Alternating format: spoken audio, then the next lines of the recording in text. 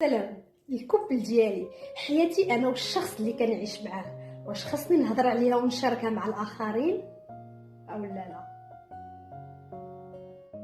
في مجمع حميمي ديال البنات او السيدات في غدا ولا عشيوه ولا جالسين في قهيوه، كتحول المحادثه حتما الى الحديث عن العلاقات المهنيه الاسريه الرومانسيه وحتى الزوجيه.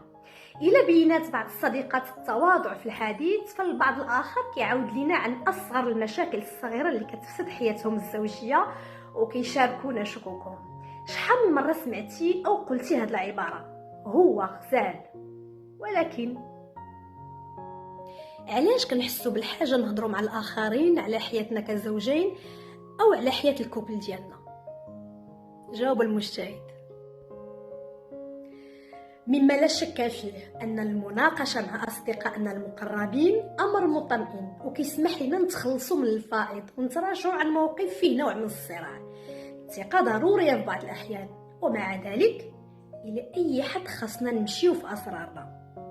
أولا خاصنا نميزوا بين المشاكل الصغيرة اللي لا هروب منها في الحياة كزوجين واللي ما غادي يستنكرها باستمرار إلا العقل الرومانسي المفرط، والصعوبات الحقيقية اللي كتؤدي إلى مواقف الأزمات. أجي نشرح لك. في الحالة الأولى أي في المشاكل الصغيرة خاصنا نتصالحوا مع فكرة أن الحياة الزوجية أو حياة الكوبل كتنطوي على التقاء عالمين مختلفين وهو مصدر لا ينضب من المواجهات الصغيرة. وفي الحالة الثانية في الأزمات فإن أي مشكلة ما كتناقش كتنتهي بالتفاقم والانفجار، وكيف كنقولوا بالدارجة المغربية البحر ملي كيعمر كيفيد. وإلا كنا كنخبروا أصدقائنا عن مشاكل علاقتنا الزوجية كوسيلة باش نتجنبوا نهضروا عليها مع شريكنا، فكن متأكد أنه أمر غير صحي. إلا حسينا بشدة بالحاجة إلى الثقة في الآخرين فربما لأننا ما كنناقشوش الأمر بما فيه الكفاية مع الشخص الرئيسي المعني بالأمر شريكنا. واش هو عارف باش حنا كنحسو أو ما نختبره داخليا؟ اذا ما اتفقناش مع الشريك ديالنا على اش خاصو يداروا او كيفاش خاصنا نحلوا المشاكل ديالنا، فاحنا ملزمون نسالوا على درجه حميميه العلاقه ديالنا. كيف يمكن نقدروا نتعاودوا مع الاصدقاء بلا ما نكشفوا على حميميه العلاقه ديالنا؟ خصوصياتك مع الشريك ديالك ملك له ايضا. ما تبغيش حتى هو يمشي يعاود على حياتكم الحميميه لصحابو ولا لمو ولا لخواتاتو ولا الاصدقاء المقربين. داكشي علاش كاين احتمالات قويه انه ما غاديش يعجبو الحال الا كشفتي عن امور كتعلق بكم جوج، وخاصه بالامور الحساسه.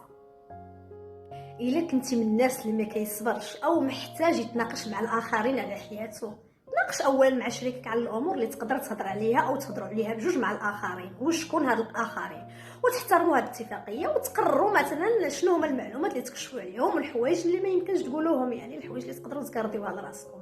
حقكم على الدم. وبغيت نهضر كيفاش يمكن لي نحكي قصتي بلا ما نضرب شريكي. الاشخاص اللي كيسمعوا اسرارنا ما يمكن لهم الا يوصلوا للنسخه ديالنا من الحقائق. الا كانت التعليقات سلبيه فهناك احتمال انك تشوه صوره الشريك ديالك في عينيهم، ومن بعد تقاد الامور وتصلح بيناتكم كتبقى عند الناس الرؤيه اللي انت عطيتيهم. زائد التاثير السلبي، المقربين اللي عاودنا لهم سرنا على حياتنا كيوليو حاسين براسهم مساكن مسجونين بهاد الاسرار، كيضطروا يتظاهروا قدام شريكنا اللي غادي يعاني من الحكم واللي هو أسوأ من ردود الفعل السلبيه بلا ما يعرف اشنو واقع. وبالتالي فاحنا كنحطوا اصدقائنا الناس اللي حنا معاهم في موقف غير مريح.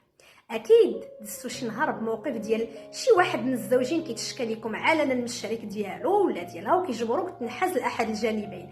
الا كان سوء حظنا اتفقنا معاهم حول مواقف معينه فبمجرد انتهاء المشكل ويتصالحوا مع بعضياتهم كون متيقن من انهم غادي يبلغوا زوجاتهم او ازواجهم بتعليقاتنا. واش بغيت تعرض نفسك والاخرين بحال هذا الموقف؟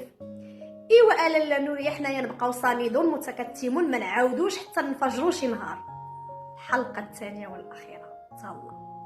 الاصدقاء ديالي مي شير زامي المتابعين، كنشكركم على الدعم المستمر والتشجيع المذهل ديالكم اللي كيعني لي بزاف، كيشجعني نواصل ونشارك المزيد من المحتوى المفيد والمثير.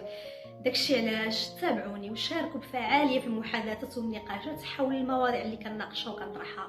تعليقاتكم وارائكم كتساهم في تطوير المحتوى وكتخليه اكثر قيمه وفائده. شكرا لكم مره اخرى على الدعم الرائع ديالكم.